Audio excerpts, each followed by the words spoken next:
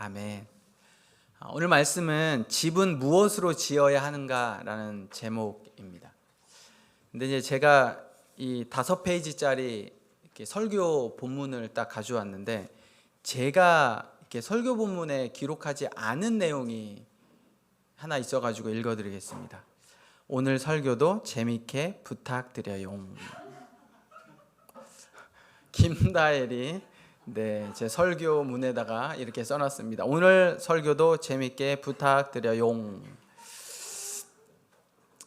이게 다른 것보다 제일 부담돼요. 이게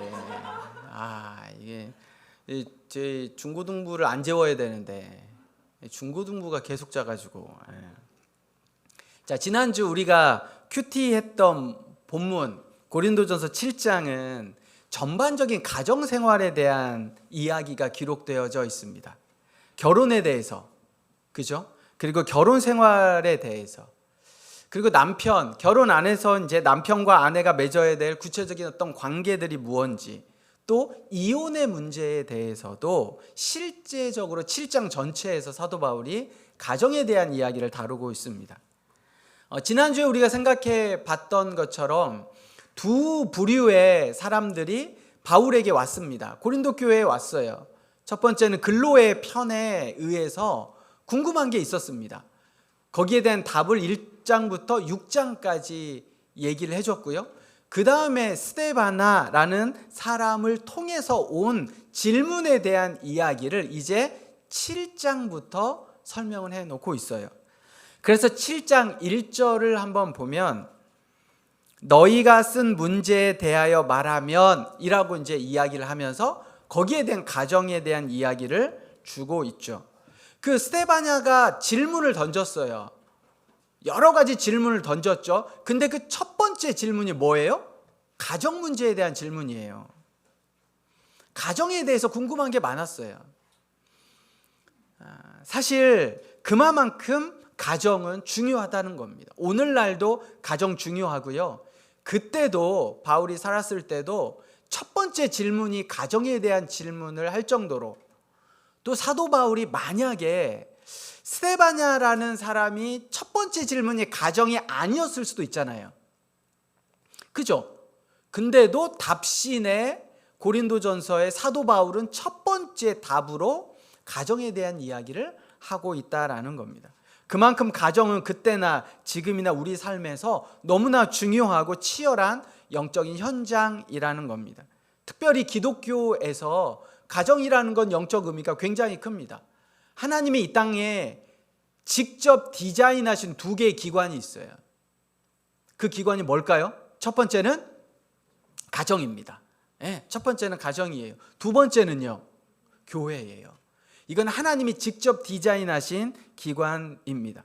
그래서 하나님은 가정을 통해 하나님의 은혜와 축복이 흘러가는 통로로 되게 하시기 위해 가정을 창조하셨습니다. 이토록 영광스럽게 하나님이 만드신 가정인데 현실은 사실 녹록하지 않습니다. 우리가 경험하는 가정, 우리의 원가정일 수도 있고요. 지금 우리가 속해 있는 가정일 수도 있습니다. 늘 은혜롭고 행복하기만 합니까? 어떠세요? 쉽지 않죠. 생각해보면 쉽지 않아요. 가장 상처가 많고 가장 복잡하고 가장 서운하기도 하고 또 가장 마음대로 안 되는 곳이 가정인 것 같습니다. 왜 그럴까요?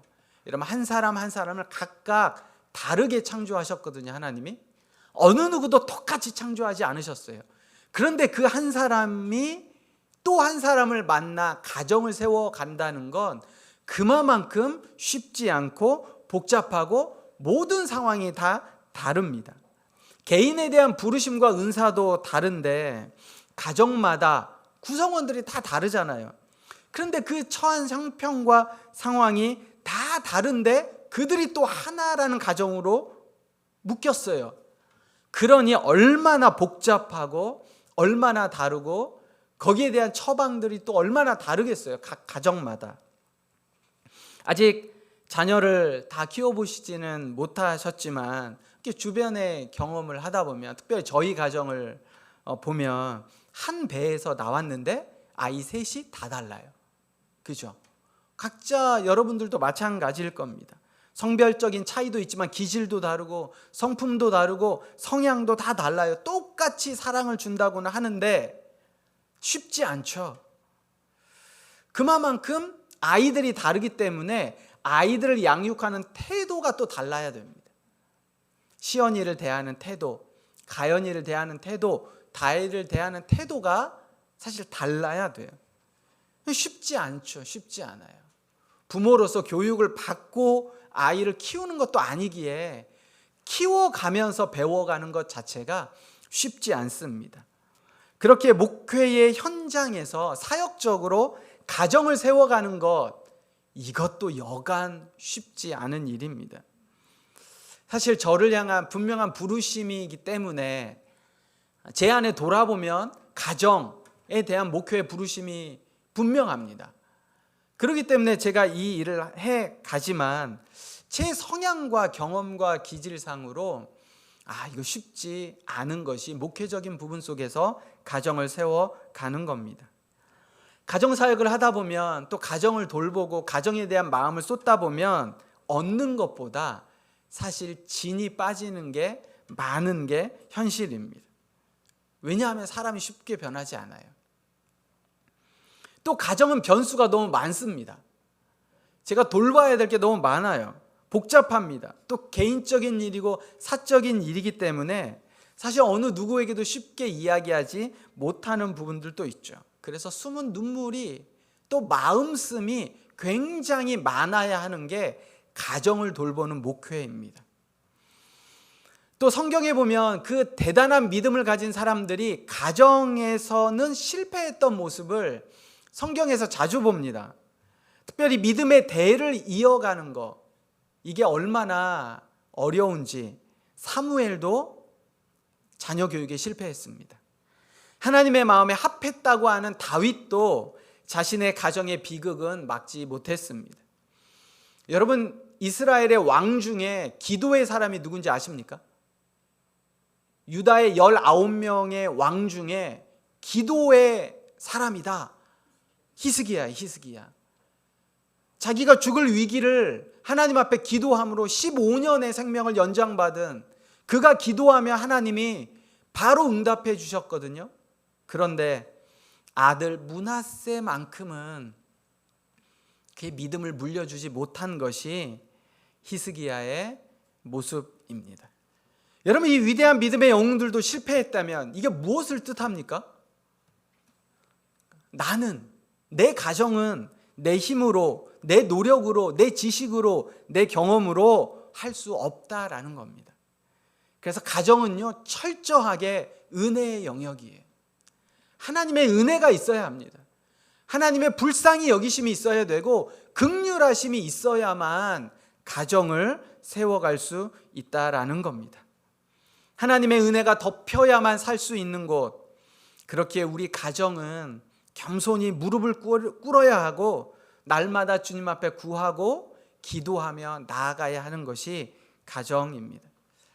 자, 이렇게 가정을 다스리는 일이 어렵고 복잡하고 은혜가 절대적인데, 그러면 이 가정을 향해 사도 바울이 무엇라고 이야기하고 있냐? 7절과 8절을 한번 볼까요? 7장 7절 우리 같이 한번 읽겠습니다. 고린도전서 7장 7절 시작. 나는 모든 사람이 나와 같기를 원하노라. 그러나 각각 하나님께 받은 자기의 은사가 있으니 이 사람은 이러하고 저 사람은 저러하니라. 여러분, 7절에 보면 나와 같기를 원한다라는 말이 무슨 말일까요? 바울은 혼자 살았습니다. 독신이었어요. 그래서 나와 같이 독신으로 살기를 바란다라는 마음을 7절에 표현하고 있습니다.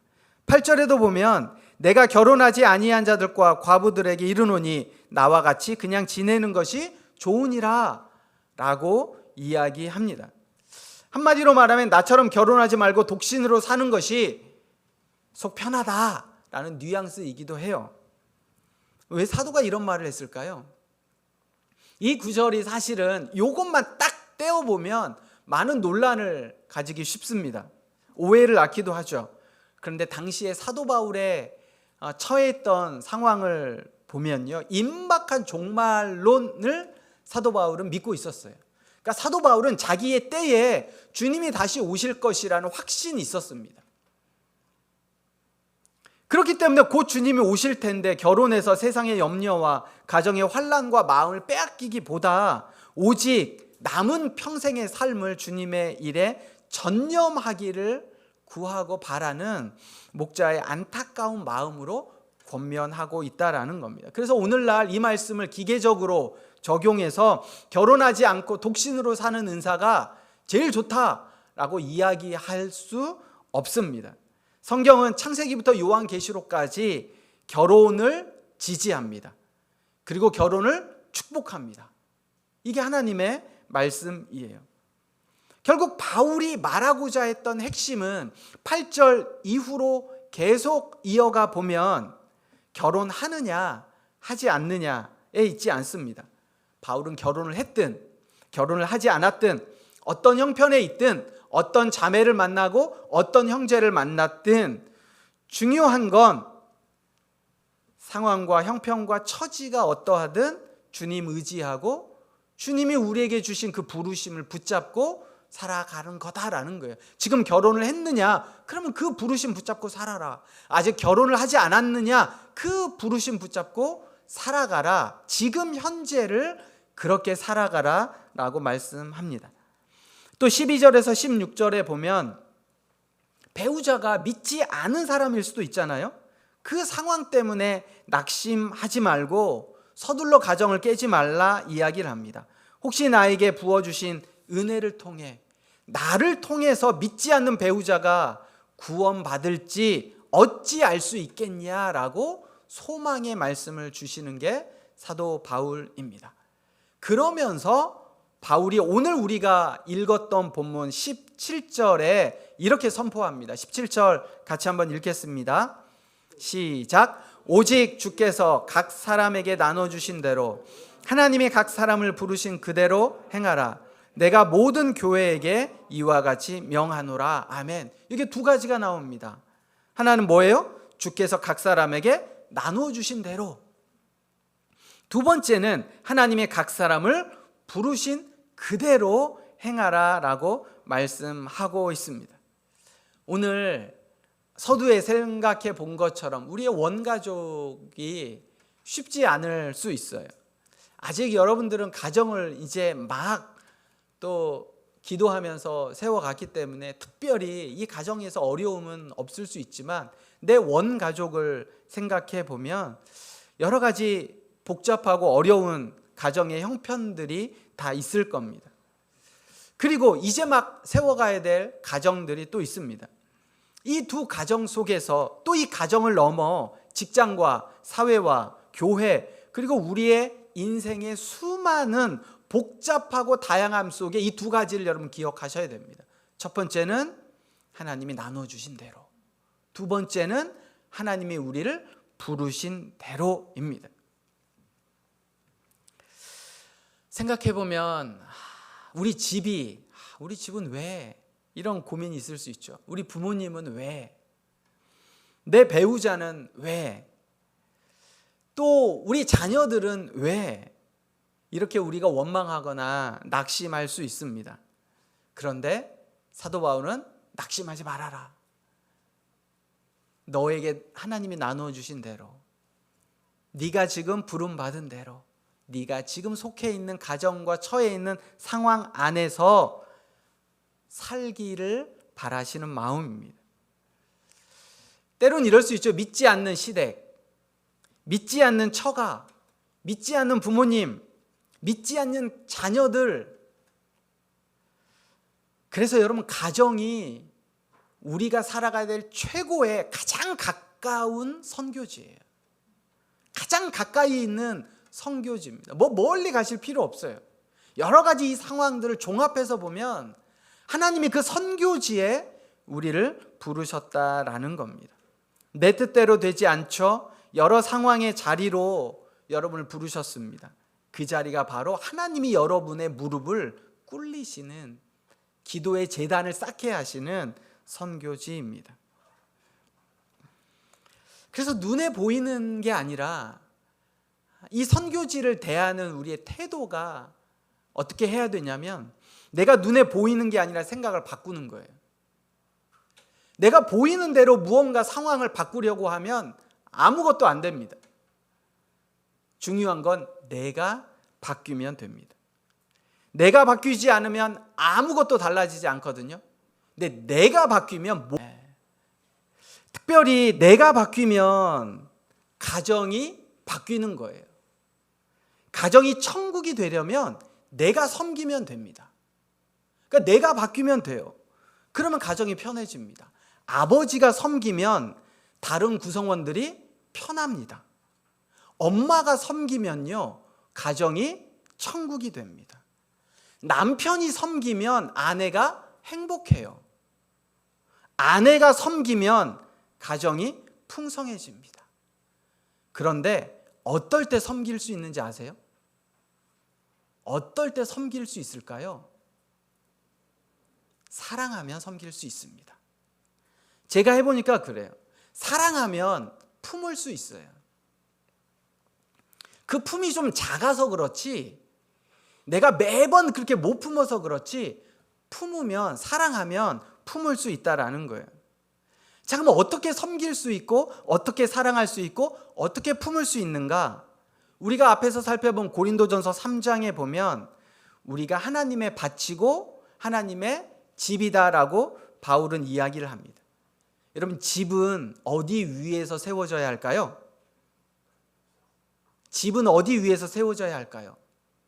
튼튼한 기초 위에서 세워져야 합니다. 근데 그 튼튼한 기초는 뭐예요? 사도 바울이 뭐라고 이야기합니까? 튼튼한 기초가 뭐다? 그게 그리스도다라고 이야기를 합니다. 우리가 가정이라는 집을 지을 때, 교회라는 집을 지을 때, 내 인생이라는 집을 지을 때 그리스도 위에서 지어져야 합니다. 말씀 위에서 지어져야 해요. 변하지 않는 것 위에서 지어져야 합니다. 내가 가정을 섬기는 힘, 가정 구성원들을 사랑하고 자녀들을 품을 수 있는 힘, 모두 그리스도에게서 나옵니다.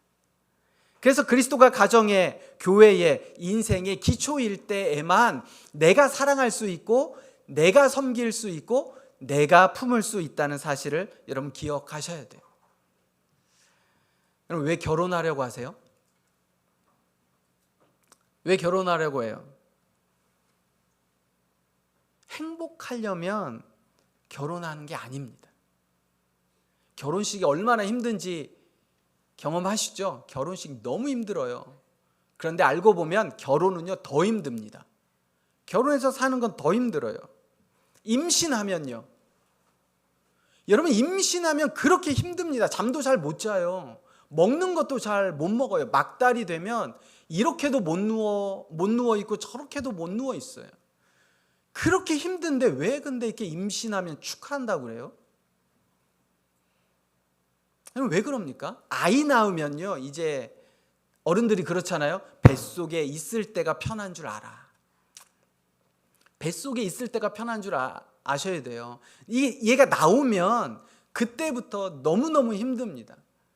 그래서 우리 명주하고 수정이는 한 명도 아니고 2명을 지금 키우고 있기 때문에 얼마나 힘들까. 근데 아이를 출산하면 왜 축하한다고 그래요? 그렇게 힘든데? 그래서 결혼이나 아이를 출산하는 건 행복 때문에 위한 게 아니라 거룩함 때문에 위한 거예요. 거룩함이에요. 여러분, 결혼 행복하려고 하지 마시고요, 거룩하고 하나님의 구별됨과 부르심이기 때문에 가정을 세우는 거고, 가정 안에서 아이를 양육하고 아이를 또 기대하는 걸로 여러분 기억하셔야 합니다. 죄의 본성을 넘어 내가 편하게 살고 싶은 그 본성을 넘어 하나님의 자녀로 사는 것, 세상적인 가치관이 아니라, 나를 위한 삶이 아니라, 내 몸은 좀 힘들 수 있지만 그것이 하나님의 창조의 질서이고 하나님의 뜻이기 때문에 우리 인생에서 가장 중요한 의미이고 가치이기 때문에 그렇습니다. 여러분, 내가 힘드니까 결혼 안 하는 거죠. 여러 상황이 있을 수 있지만 내가 힘들고 내가 조금 누리고자 결혼 안 하는 것일 수 있고, 내가 조금 힘들고 돈 들어가지 않기 위해 아이를 낳지 않는다는 게 요즘 세대입니다. 그래서 기초가 중요해요. 가정을 어디 위에 세울 거냐, 아이를 양육할 때 어디 위에서 세울 거냐. 내 생각을 넘어 나는 좀 편하게 살고 싶고 나는 섬김을 받고 싶지만, 그런데 하나님이 공급하시는 힘과 하나님의 은혜와 하나님의 창조의 질서와 하나님이 주신 은혜로 지금의 모습을 넘어 하나님 앞에 나아가기 위해, 행복이 아닌 거룩함을 위해 우리가 가정을 세워감을 기억하셔야 됩니다. 오직 주께서 각 사람에게 나눠주신 대로, 하나님이 각 사람을 부르신 그대로 행하라 라고 사도 바울이 우리에게 도전하고 있습니다. 여러분, 그러면 그 부르심이 어디인가? 그게 바로 7장 20절에 각 사람은 부르심을 받은 그 부르심 그대로 지내라 라고 말씀하신 그 부르심은 우리의 자리입니다. 가정이에요. 직장입니다. 우리의 일상이에요. 멀리 가지 않아도 됩니다.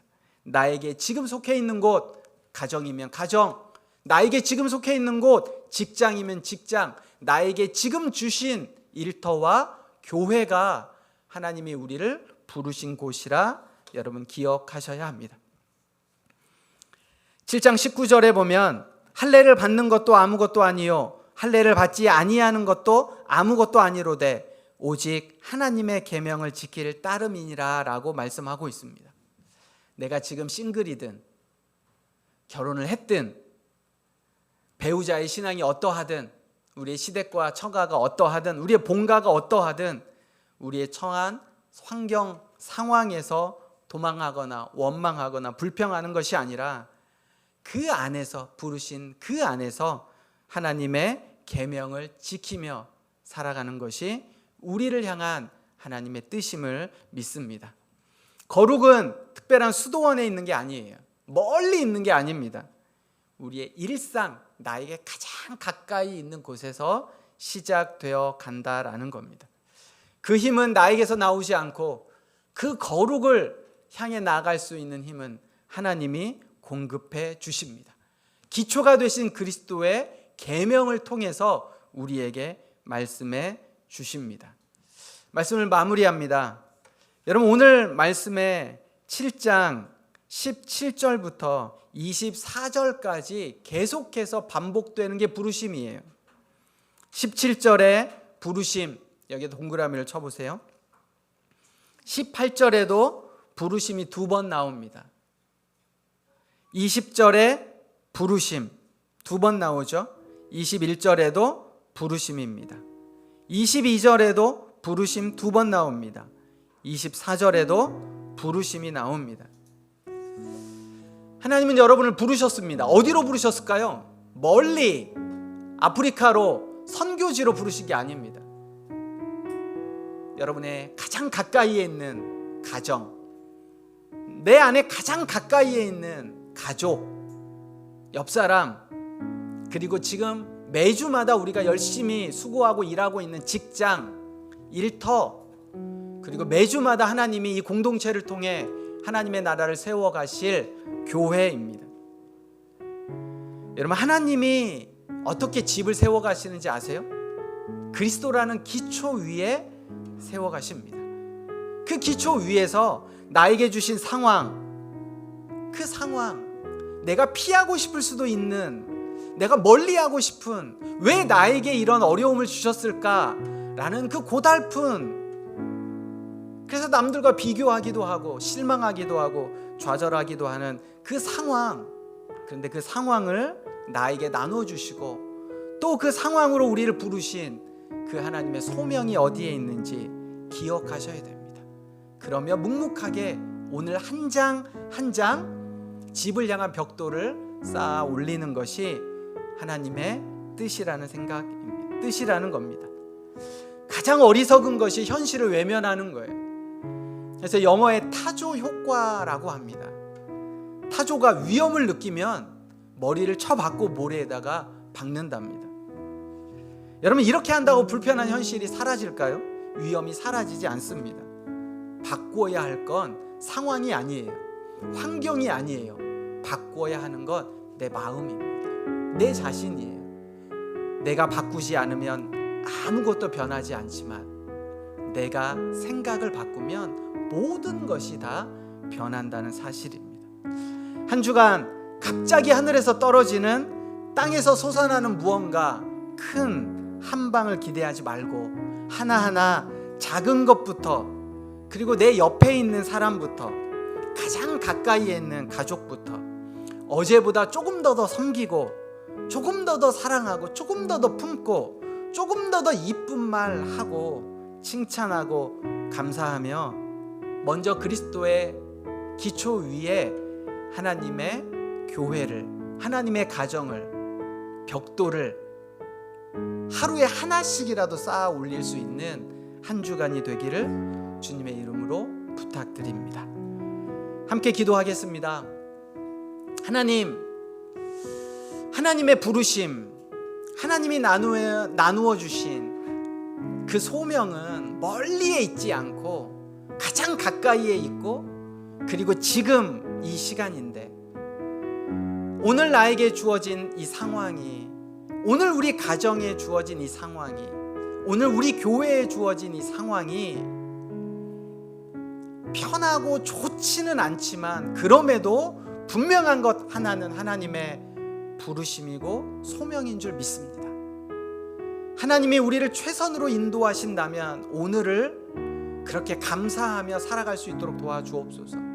특별히 집을 어떻게 지어야 할 때 대단한 게 아니라 오늘 나에게 주신 작은 벽돌을 하나하나 쌓아가는 것부터 시작할 수 있도록 하나님 함께하여 주옵소서. 그 부르심에, 그 소명에 의지하며 내일부터 시작되어지는 또 일상에서, 가정과 직장과 내 삶 속에서 그 부르심 앞에 순종하며 살아가는 내가 될 수 있도록 함께 결단하며 기도하겠습니다. 사랑의 하나님, 감사합니다. 하나님의 은혜를 구합니다. 하나님, 여러 가지 상황 속에 불편하기도 하고 어렵기도 하고 힘들고 낙담과 절망 속에 있지만, 특별히 가정이라는 가장 소중한, 가장 귀한 것에서 때로는 상처받고 어렵고 힘들 수 있지만, 또 가장 가까이에 있는 사람들에게 가장 서운함을 느끼는 우리의 모습이지만, 또 교회를 돌아볼 때 어쩌면 가장 쉽게 상처받을 수 있는 것이 교회 공동체일 수 있지만, 하나님 은혜 베풀어 주시고 그리스도의 기초 위에 우리가 교회를, 또 가정을, 나를 향한 부르심을 세워갈 때에 하나님 순종하며 주의 계명을 지켜가며 살아갈 수 있도록 하나님 은혜 베풀어 주옵소서. 특별히 가장 가까이에 있는 가정이, 교회가, 직장이 선교지임을 기억할 수 있도록 하나님 도와주시고, 하나님 무릎을 꿇고 하나님 앞에 구하며 내가 어떻게 살아가야 할지, 나에게 붙여주신, 나에게 함께 품게 해주신 귀한 한 사람 한 사람을 통해 선교사의 마음으로 살아갈 수 있는 귀한 성도들, 귀한 가정, 교회 되어져 갈 수 있도록 하나님 축복해 주옵소서. 또 하나님, 월요일부터 일상이 시작되어져 갑니다. 하나님이 선교지로 부르신 하나님의 귀한 뜻을 붙잡고 하나님 믿음으로 승리하며 살아가는 하나님의 사람들 될 수 있도록 축복해 주옵소서.